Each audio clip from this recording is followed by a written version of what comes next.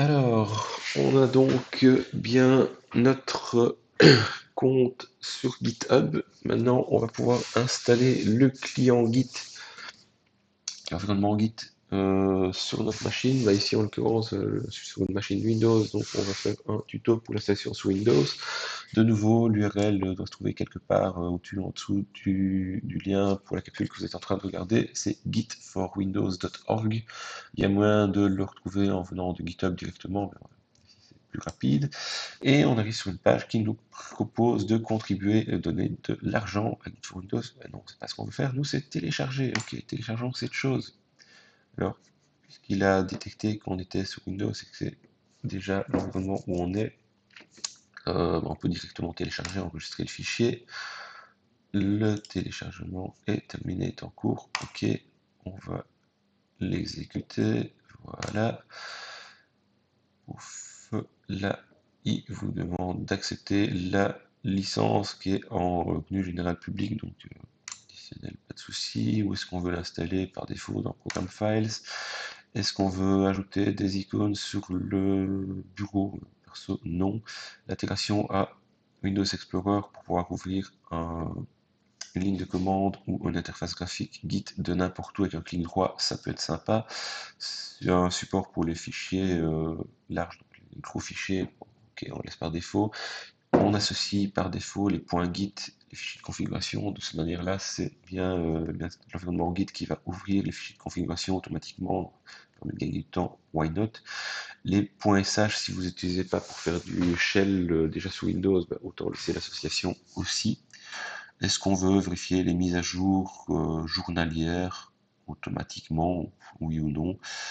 Et est-ce qu'on veut ajouter un profil dans le terminal Windows? Ça, je vais le faire, ça peut être intéressant. Ok. Ensuite, est-ce qu'on veut créer un menu Git dans le menu démarrer, oui ou non? Si on ne veut pas, on clique non ou oui, peu importe. Je le laisse, ça peut toujours être utile. Par défaut, quand on utilise Git, on peut lier un éditeur de code, genre Visual Studio Code, genre Notepad++, vous voyez qu'il y en a plusieurs, éventuellement, un éditeur qui n'est pas dans les proposés. Par exemple, ici, pour web, ça peut être sympa de dire que j'utilise Visual Studio Code comme éditeur par défaut. Ça veut dire que quand on est dans l'environnement Git, c'est Visual Studio Code qui va ouvrir les fichiers. On avait choisi Notepad++, ça aurait été Notepad++, etc. Par contre, peut-être que mon install n'est pas propre, je ne vois pas, donc je vais prendre Notepad++, là, au moins il le trouve.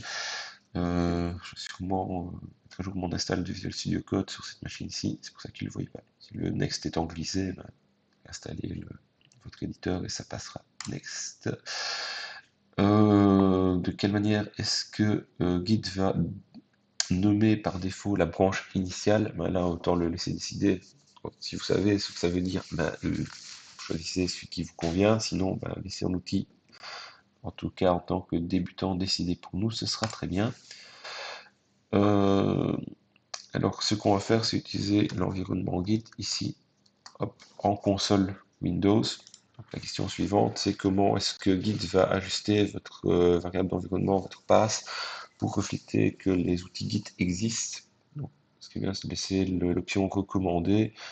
Il va rajouter dans le path le fait que Git va être trouvé automatiquement et si on utilise un third-party software, un outil d'une tierce partie, d'une autre firme, mais qui peut utiliser Git, il va trouver aussi Git automatiquement. L'option par défaut est très bien. Ici, Git va utiliser une connexion sécurisée. Donc, puisqu'on utilise OpenSSH, celui qui est fourni avec Git, donc il y a le plus de chances d'être compatible et pas foiré, ou est-ce qu'on veut utiliser Petit, qui est un autre client Telnet UTCP SSH, on peut déjà avoir installé par ailleurs, ou est-ce qu'on veut utiliser de l'OpenSSH externe? Ici, dans mon cas, c'est celui-là. Quelle librairie pour SSL, OpenSSL, ou alors la librairie Windows? J'ai tendance à plus faire confiance au fait que ça va mieux fonctionner avec le truc par défaut, encore une fois. Là, c'est au niveau des retours à la ligne. Quel style de retour à la ligne est-ce que Git va utiliser par défaut? De nouveau, laissons l'option par défaut. Le type de terminal, là, c'est vraiment mieux de laisser l'option par défaut parce que sinon, on va utiliser la console Windows dans l'invite de commande de Git et elle est limitée surtout en termes de scrollback, donc de remonter dans ce qui a déjà été tapé au niveau de l'historique. Ici, min.tti, c'est bien. On laisse par défaut qui fournit les droits et la vérification des droits, c'est le Git Credential Manager, c'est bon aussi. On laisse la cache de file system, ça permet d'optimiser les performances, oui. Est-ce qu'on active les liens symboliques en étant sous Windows? On va pas les activer. Est-ce qu'on veut des consoles virtuelles et fonctions expérimentales? On n'en a pas besoin. On peut enfin laisser l'installation s'installer et se faire gentiment. C'est une capsule, j'espère que ça va aller vite, parce que sinon on va s'ennuyer. Mais ça va vite. Ça avance, ça avance.